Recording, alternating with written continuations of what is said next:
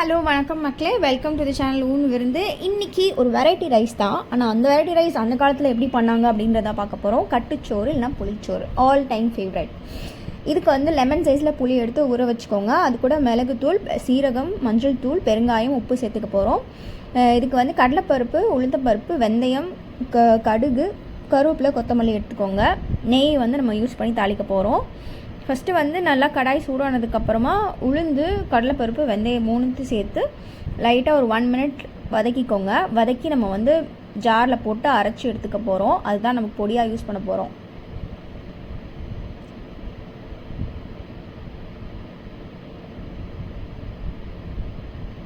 லைட்டாக அந்த brown colour மாறுற அளவுக்கு வந்து வதக்கிக்கோங்க. வதக்கிட்டு இதை வந்து நம்ம மிக்ஸி ஜாருக்கு ட்ரான்ஸ்ஃபர் பண்ணிவிட்டு பொடியாக நல்லா வந்து அரைச்சி எடுத்துக்கோங்க. இது கூட கொஞ்சம் சீரகமும் நம்ம வந்து சேர்த்துக்கலாம்.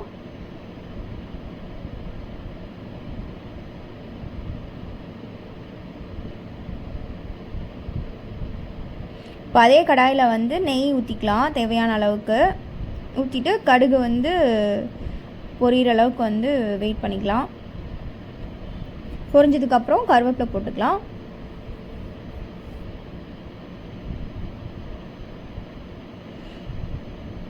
கொத்தமல்லியும் சேர்த்துடலாம். இப்போவே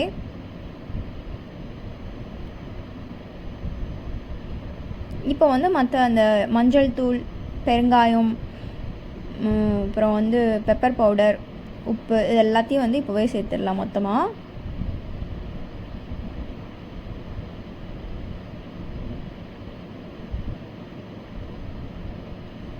அது நல்லா வதக்கி விட்டுக்கோங்க.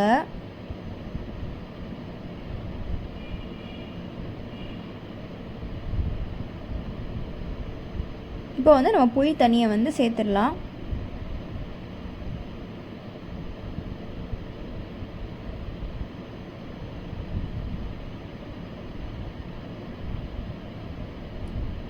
நல்லா கொதிக்கட்டும்.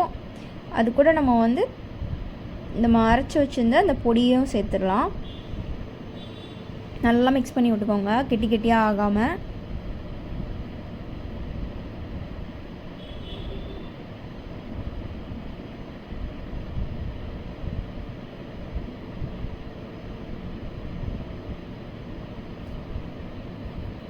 இது கூட நம்ம தேவையான அளவுக்கு தண்ணியும் சேர்த்துக்கோங்க. ஒரு டம்ளர் தண்ணியும் சேர்த்து நல்லா கொதிக்க விடுங்க. நல்லா சுண்டை வந்து வற்றணும். ஃபுல்லாக வச்சுக்கோங்க அடுப்பை. நல்லா கொதித்து கெட்டியாக வரும். அந்த நம்ம எப்படி புளி தொக்கு பண்ணுவோமோ அந்த பதத்துக்கு வந்து வரும். இது பார்த்திங்கன்னா இப்போ நல்லா கெட்டியாகி கொஞ்சம் கொஞ்சமாக சுண்டி வருது. இன்னும் கொஞ்சம் நல்லா சுண்டட்டும். அடி பிடிக்காமல் வந்து நடுவில் கிண்டி விட்டுக்கோங்க.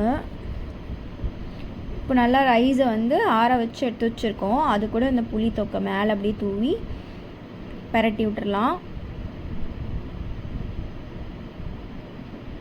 இது நல்லா கிளறினீங்கன்னா நம்ம இந்த கோயிலில் வந்து கொடுப்பாங்க இல்லையா புளி சாதம், அந்த மாதிரி வந்து செம்ம அருமையாக இருக்கும். கண்டிப்பாக ட்ரை பண்ணி பாருங்கள். ரெகுலராக நம்ம வரமிளகா மற்ற இதெல்லாம் வந்து போடாமல் எப்படி வந்து சூப்பர் டேஸ்டியாக பண்ணுறது அப்படின்றது வந்து சொல்லியிருக்கேன். நீங்களும் கண்டிப்பாக ட்ரை பண்ணி பாருங்கள். ட்ரை பண்ணி பார்த்துட்டு சொல்லுங்கள். குழந்தைங்கள்லாம் கொடுத்தீங்கனாலும் அவங்களும் சாப்பிட்லாம். ரொம்பவும் புளி ஃப்ளேவர் இல்லாமல் very mild and very mild காரம். நிஜமாகவே டேஸ்ட் சூப்பராக இருந்துச்சு. ட்ரை பண்ணி பாருங்கள்.